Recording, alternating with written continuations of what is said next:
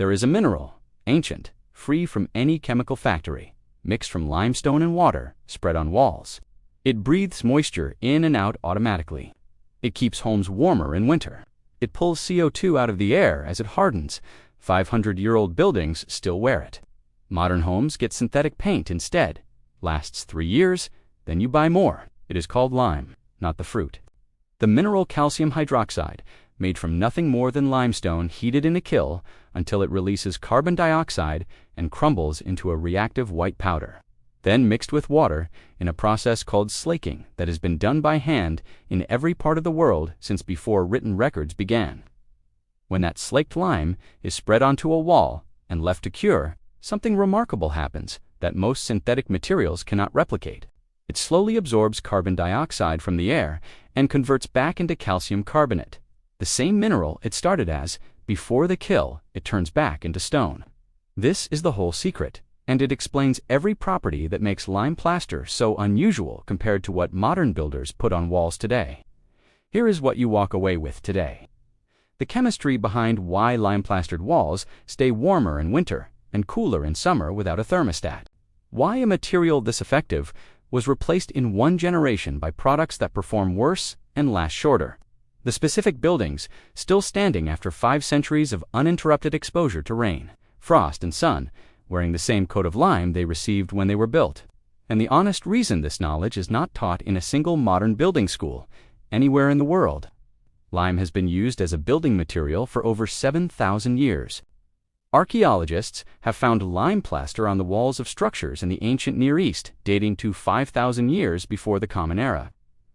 Floors and walls in Neolithic settlements in Turkey and Jordan that were finished in lime, hardened, and sealed before the invention of writing, before the first Egyptian pyramid was conceived, before almost everything we think of as the beginning of civilization. The ancient Greeks used it. The Romans used it extensively, developing hydraulic lime, a variety that sets even underwater, for the aqueducts, bridges, and harbor structures that still partially stand 2,000 years after they were built. Medieval European builders used it for everything from cathedral walls to humble cottage plaster. Passing down the knowledge of how to burn limestone, slake the resulting powder, and work the final product into surfaces that would last for generations. The process itself changed almost nothing across those 7,000 years. You burn limestone in a kiln at high temperature until it releases carbon dioxide and becomes quicklime. You add water carefully because the reaction is violent and generates significant heat. This is slaking, and it was done by every builder who worked with lime from the ancient Egyptians to the Victorian bricklayers. The slaked material, lime putty, is then aged. Good lime putty was traditionally aged for months or years, the way wine improves in a barrel. The extended aging producing a smoother, more workable, more reliable, final material. Applied to a wall in coats, it cures slowly, absorbing the CO2 from the surrounding air and gradually converting back into the calcium carbonate it started as before the kiln burned it. Every one of those buildings worked on the same principle, and it is a principle that synthetic paint and cement render have never replicated. A lime-plastered wall breathes. This is not a metaphor. It is a physical property called vapor permeability, and it means that water vapor can move through the wall in both directions, out through the surface when external humidity drops, in through the surface when indoor humidity rises. The same direction water moves through the pores of living skin. An old stone or brick building plastered in lime manages moisture the same way a living organism manages it, absorbing and releasing, never allowing water to build up and concentrate in any one place for long enough to cause damage. The lime layer is the interface that regulates this movement, open enough to let vapor pass, cohesive enough to keep liquid water out. This is why the old buildings work. Not because old stone is magical, or because medieval craftsmen had access to materials we do not. It is because the entire system, stone or brick wall, lime mortars in the joints, lime plaster on the surface, is designed around the principle that water, vapor will enter the wall and must be able to leave it again. Any material that blocks that exit becomes the enemy of the wall it was supposed to protect, because it traps the moisture that the system was built to release. Stay with me, because this is where the thermal story begins. A wall that breathes is a wall that stays dry. A wall that stays dry is a wall that insulates effectively. The thermal conductivity of water is roughly 25 times higher than that of still air, which means a wet wall loses heat dramatically faster than a dry one. Most people know that wet clothing is colder than dry clothing because water pulls heat from the body far more efficiently than air does. The same physics applies to walls. A wall that traps moisture, which is exactly what modern cement, render, and synthetic paint do when applied to old stone or brick, conducts heat outward far more rapidly than a wall that stays dry. The result is a home that costs more to heat, not because the insulation is thinner, but because the walls are wetter than they would otherwise be. Lime keeps the walls dry. Dry walls hold heat. It is that direct and that simple, and it has been working that way for 7,000 years of continuous use across every climate on Earth. The thermal mass property compounds this further. Lime plaster applied in traditional thicknesses, several coats, each one curing before the next is applied, contributes genuine thermal mass to the wall it covers.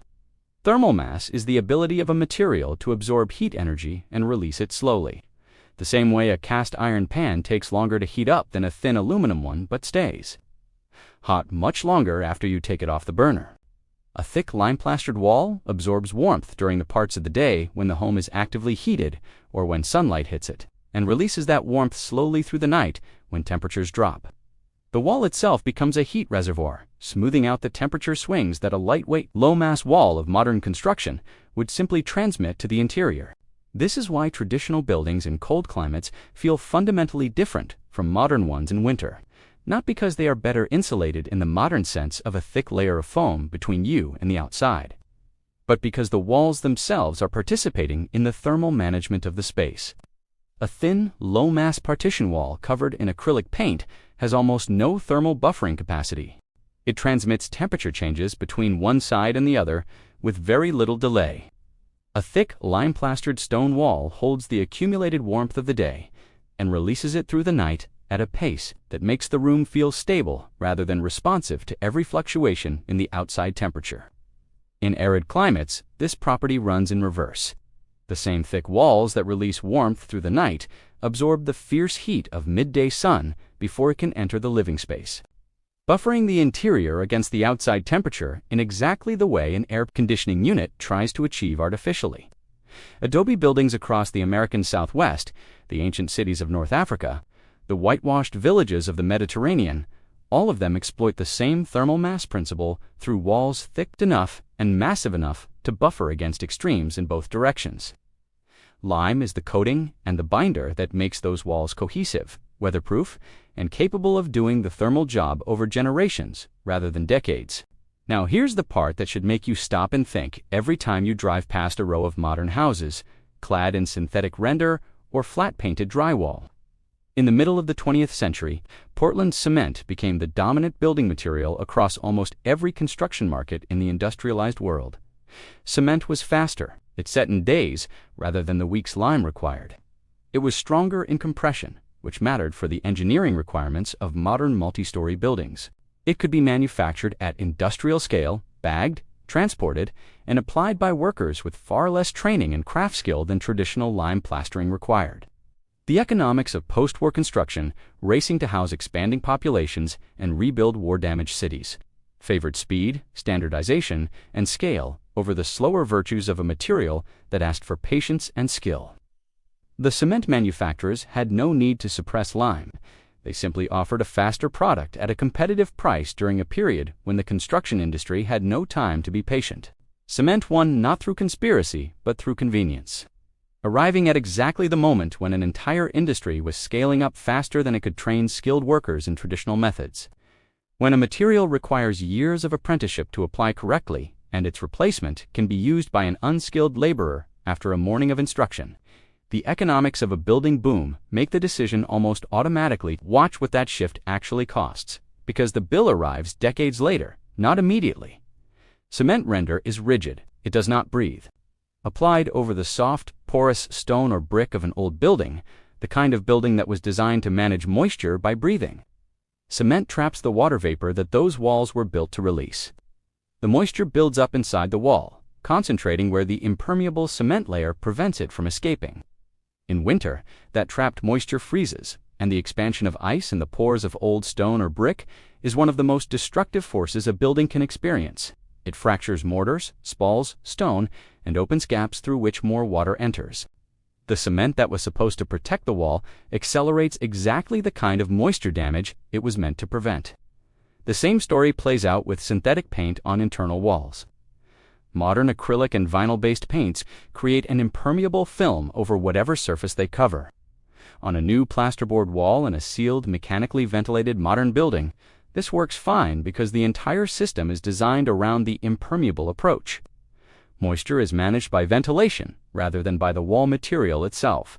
On an old solid wall, originally designed to breathe, synthetic paint blocks the moisture movement the wall depends on, driving damp into the wall rather than out of it, eventually pushing that moisture to a different surface where it appears as condensation, staining, or mold. Builders and developers applying cement and synthetic paint to old buildings were not acting out of malice toward the buildings or the people living in them. They were using the materials the industry made available, at the prices the industry set, taught by the training programs the industry funded and controlled, the craft skills required to lime plaster correctly, knowing how to prepare the surface, how to gauge the mixture. The process were simply not transmitted to the generation of builders who learned their trade during the rapid construction of the post-war decades. The knowledge did not disappear from books. It disappeared from practice, because practice stopped requiring it. Here is where this reaches you directly, whether you live in an old house or a new one. Lime plaster and lime wash are available today. The traditional craft skill required to apply them has been quietly maintained by a small community of heritage building practitioners, conservation specialists, and natural building enthusiasts who never let the knowledge go entirely dark. Conservation architects working on listed buildings and historic structures have kept the formulations alive by necessity. Since applying cement or synthetic paint to a protected historic building is often not legally permitted precisely because the damage it causes is well documented and well understood by anyone who has watched what happens to an old stone building when cement render is applied and left for 30 years.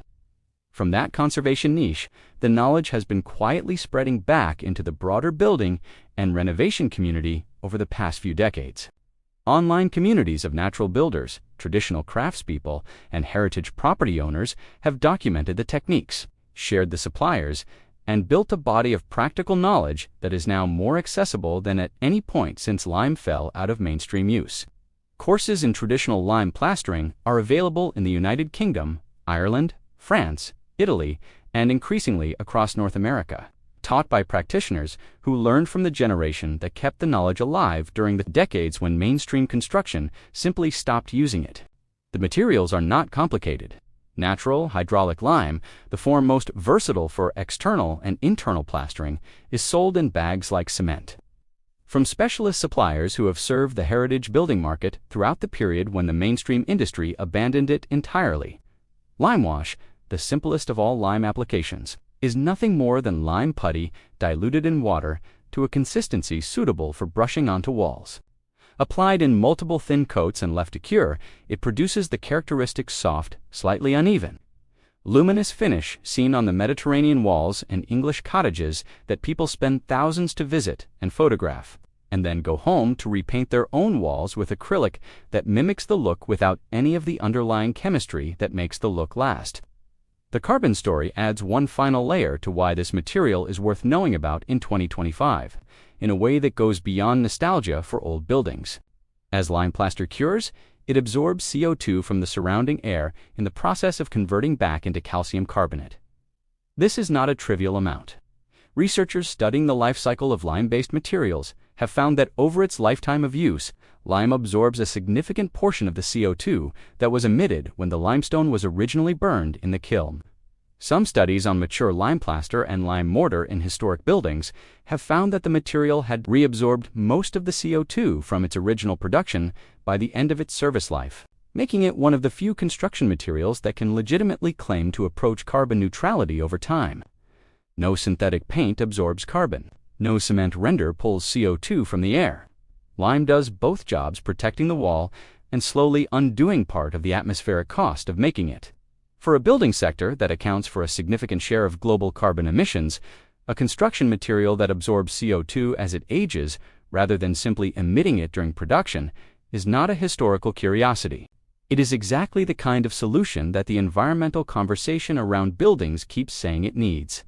Already developed and refined over 7,000 years, sitting in heritage building suppliers' catalogs, and mostly unknown outside a small professional community that applies it to old churches and stately homes.